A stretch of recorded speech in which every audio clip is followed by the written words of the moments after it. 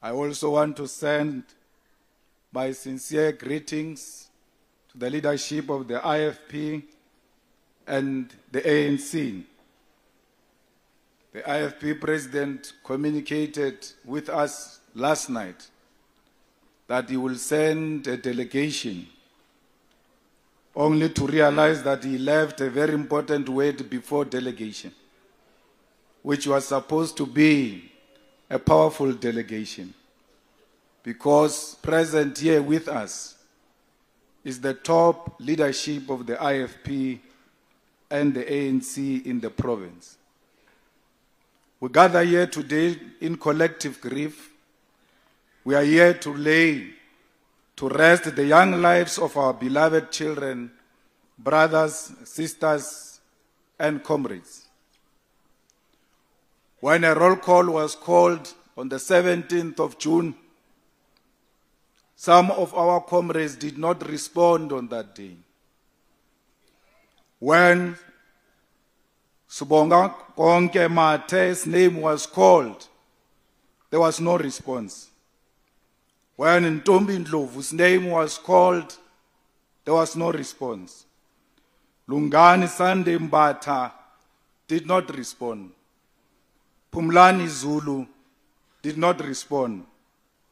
Thokozani Mushazi did not respond. Ayanda Kumalo did not respond. Mkenge Siboniso did not respond. Tutukani Dube did not respond. Siyanda Twala did not respond. We were not just calling names of individuals. We're checking each and every soldier, whether they've returned to the base. And we were told that was not the case. These are just not names in headlines or numbers in a report. These were young people who had dreams. They were full of life, full of promise, and full of the courage that defines the children of working class and oppressed families.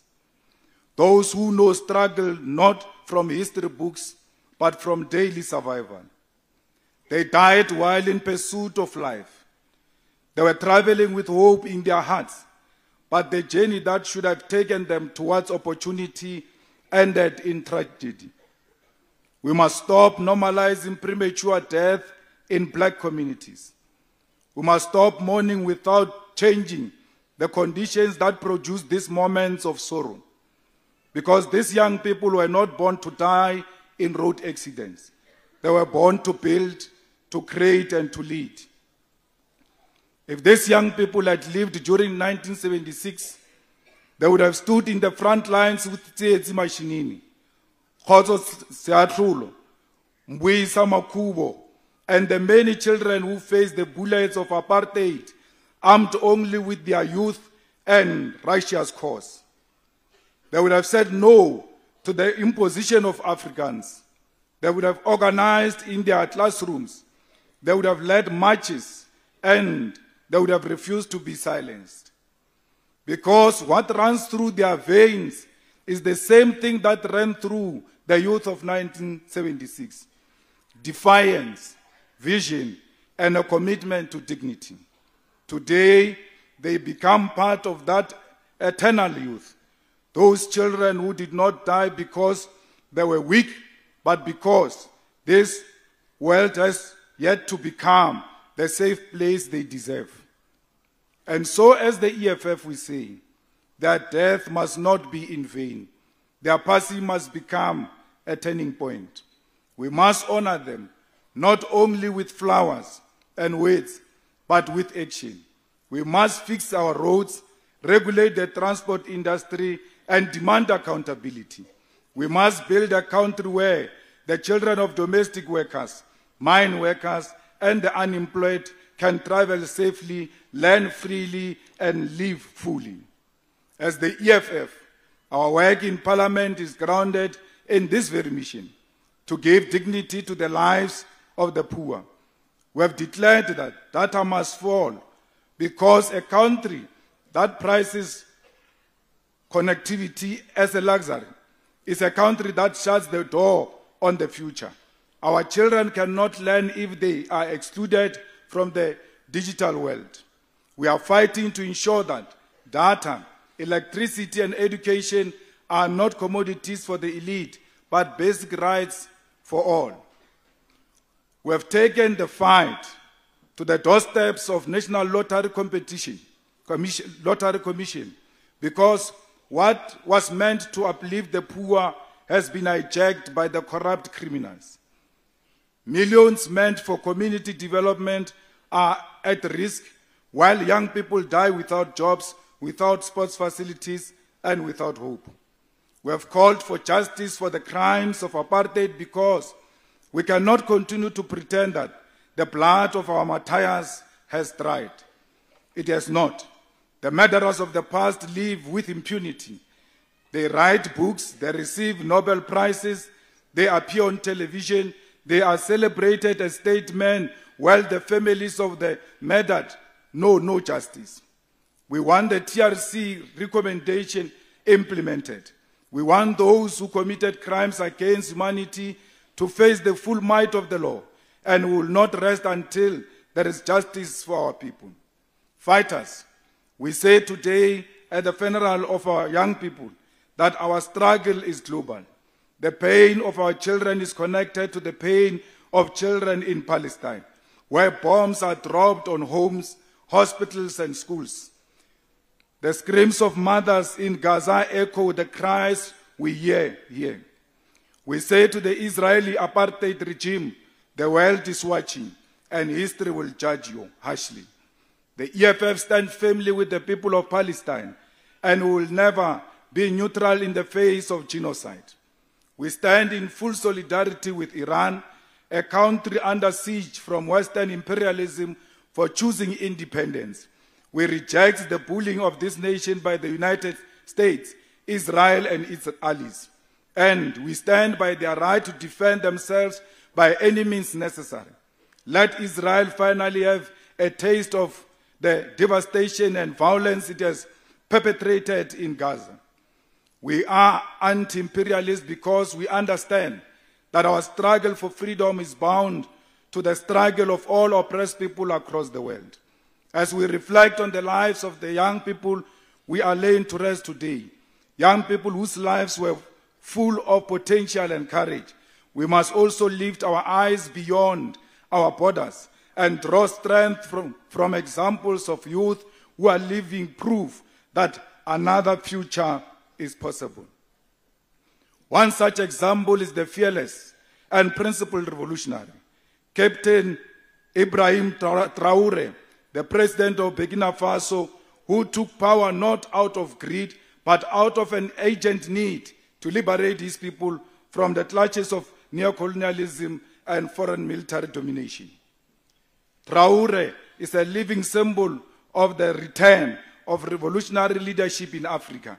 He is a young man who, like Thomas Sankara before him, has rejected Western puppet regime, expelled French troops from Burkina Faso soil, and reclaimed the dignity of his people. At only 36 years old, Traore has shown more courage and conviction than many leaders twice his age. He has put his life on the line to defend his nation's sovereignty and natural resources. He has stood firm in the face of threats from imperialist forces, and he has remained the world that Africa is not for sale. We invoke his name here today because he represents the future our young people could have. Because when we speak of the youth who died in this tragedy, we must also speak of the youth who are still standing, still fighting, and still changing the world. Captain Traore is one of them. We say to our young people, do not be discouraged by this dark moment. Be inspired by it. Take the spirit of those we bury today and let it fuel your fire. Let it remind you that leadership does not come with age. It comes with clarity of purpose, with love for the people, and with a willingness to confront injustice wherever it shows itself. The EFF calls on the youth of South Africa and the continent to follow in the footsteps of young revolutionaries like Traore by rising, organizing and building a future where Africa is free from exploitation, free from foreign control and free from leaders who serve only themselves. As we mourn the lives of these young people, we are reminded of a painful truth in this country: to be young and black is to suffer.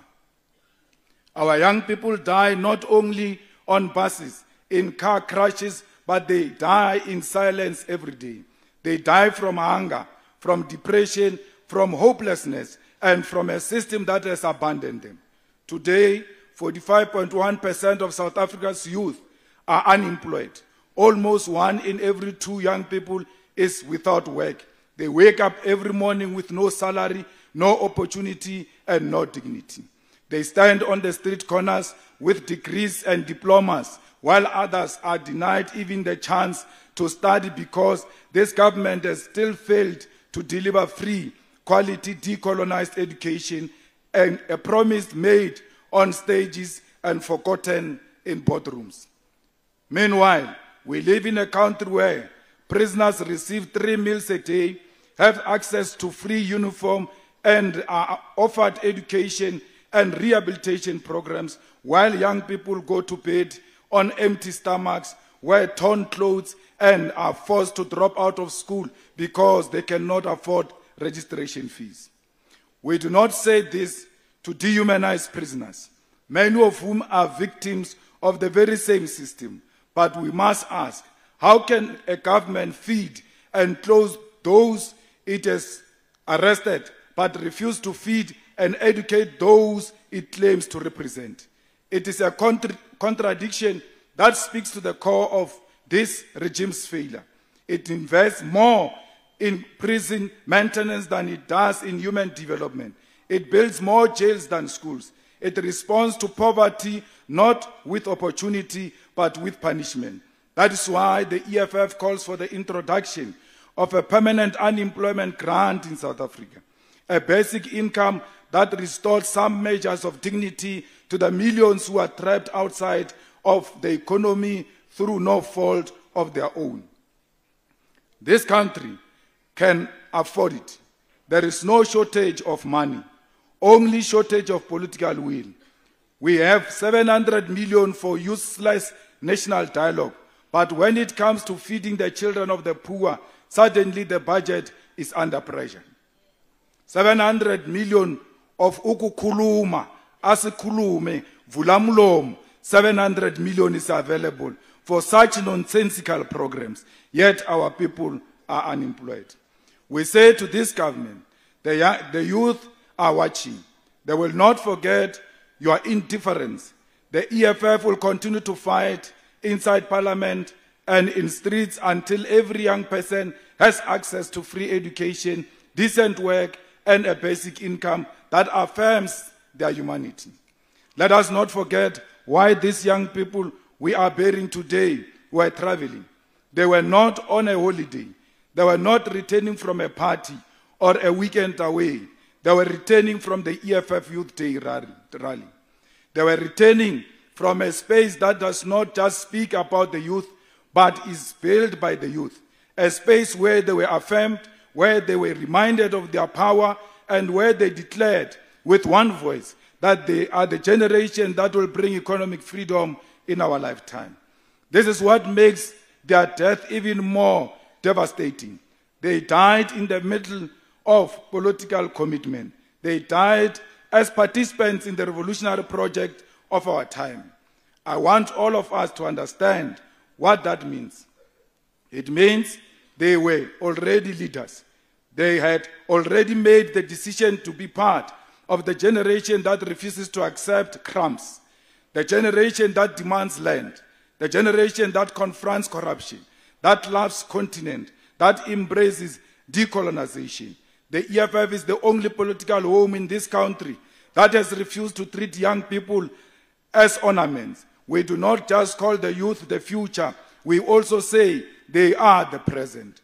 We do not make them sing songs in corners while elders speak. No, we elect them, We send them to Parliament. We put them in front of microphones, in front of enemies, and in front of history. Today, in the Parliament of South Africa, young leaders from the EFF benches stand boldly and speak truth to power. They interrogate ministers, they expose looters, they write legislation, and they make sure that the voice of the youth is not just heard, but is impossible to ignore.